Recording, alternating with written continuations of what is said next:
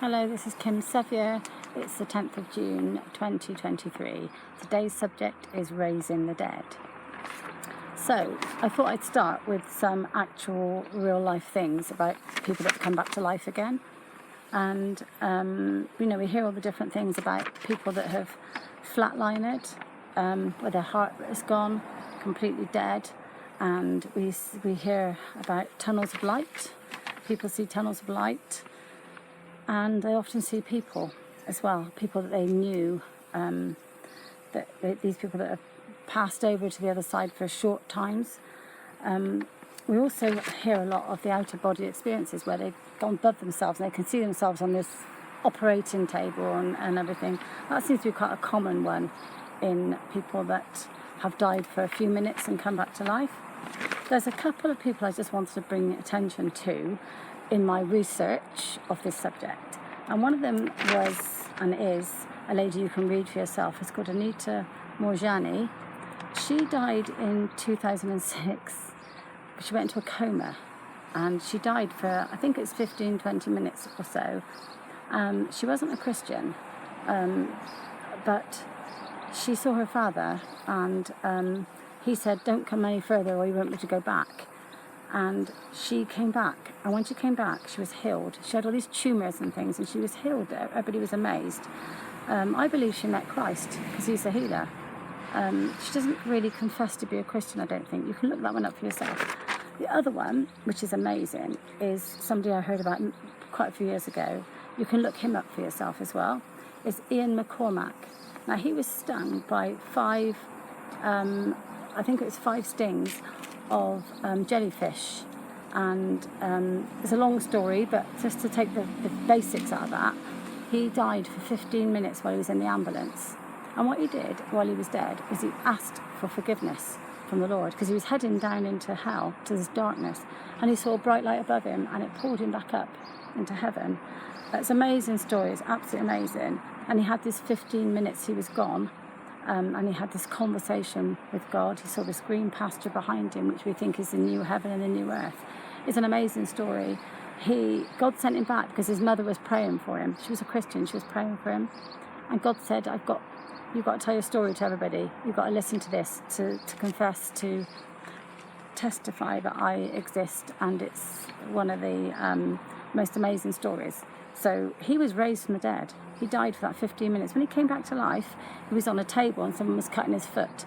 He says he pops his eye open and the man was absolutely amazed, that he was alive after all this time. So you must read that story for yourself. Ian McCormack.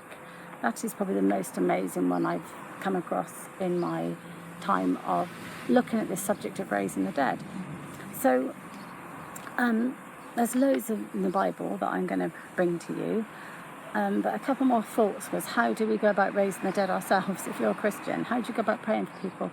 I've looked at people that have anointed people with oil and prayed for their recovery as they've gone into this coma and into this state of in between life and death, I think. But the other thing I realised was interesting was the brain is the last to die. So the first to go is your heart, it seems, and your breathing.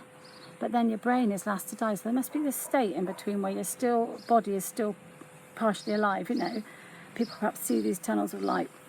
I don't know. How do we go about praying ourselves for people that are dead? Do you know what? One of the things that struck me was somebody who actually wants to come back. They actually want to come back because they get into this amazing peace, this amazing love. Everybody says this amazing, surrounded, unconditional love they've never felt before anywhere.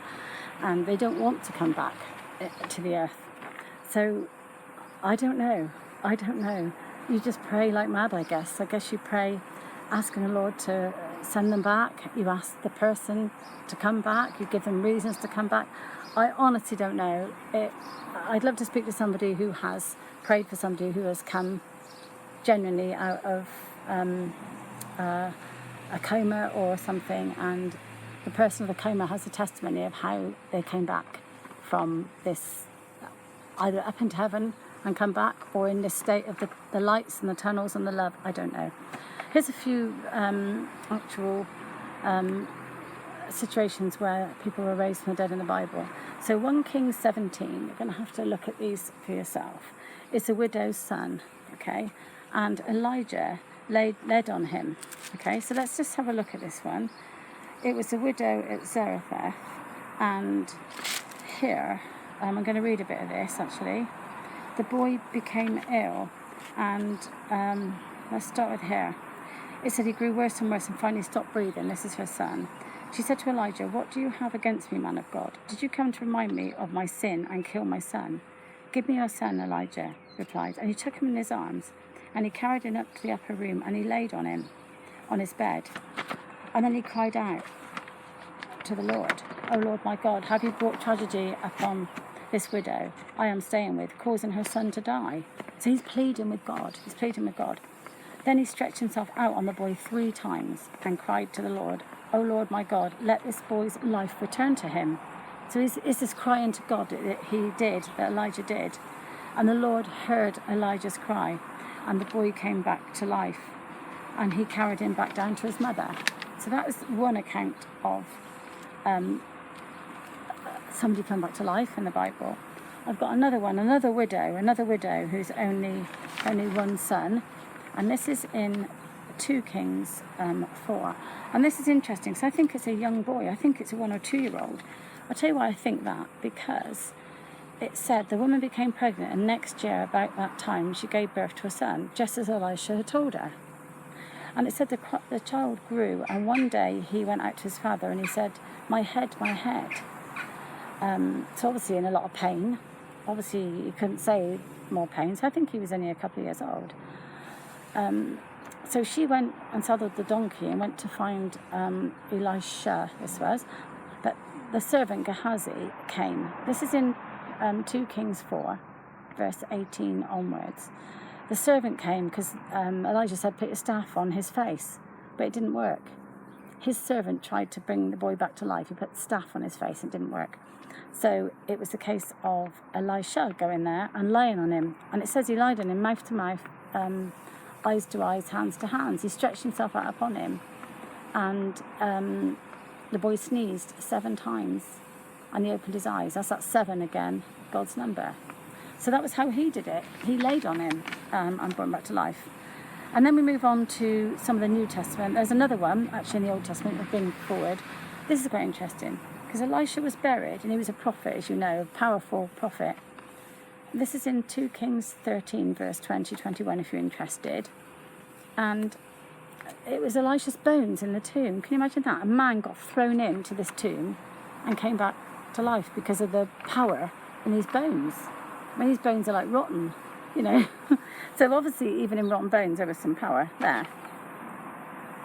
Moving on to the New Testament, this is just a few things that I've come up against. I'm not going to read too much of these, but you have Mark 5, and in Mark 5, it was Jairus' dying daughter, right? And this is how Jesus did it, okay? So there's a few different ones here. Jesus did it by praying. So he did. He said, the synagogue ruler said, please, can you come to my house? My daughter is dying. And Jesus said, don't be afraid, just believe. And he did not let anyone follow him except James, John, and the brother of James. And when they came to the house, Jesus saw the commotion with people crying and wailing. And he went in and said to them, why this commotion and wailing? And they said, the child is not dead. He said, not dead, but asleep. And they laughed at him because they knew that the child had died. But do you know what he did? He used these words which are in Aramaic, which is a Hebrew. And it's Talitha Koum, which means, little girl, I say to you, get up. Immediately the girl stood up and started walking around. So it doesn't say he even laid hands on her or anything there. He just actually spoke these words, which are not English, obviously. So he just spoke, and the girl came back to life. She was 12 years old.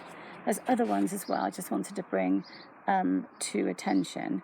There is the widow's son, who Jesus touched his coffin. Now, how long do we think he was dead for? This is the other question I had to ask.